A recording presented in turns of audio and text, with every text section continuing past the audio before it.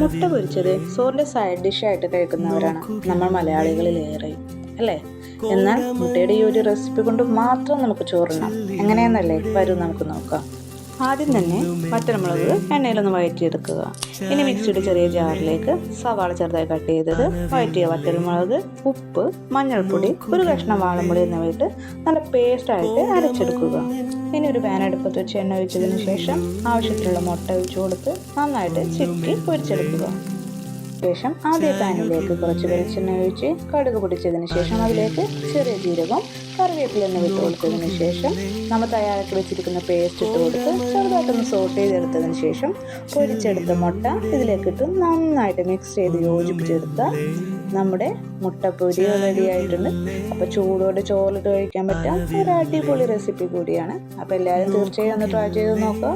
Thank you.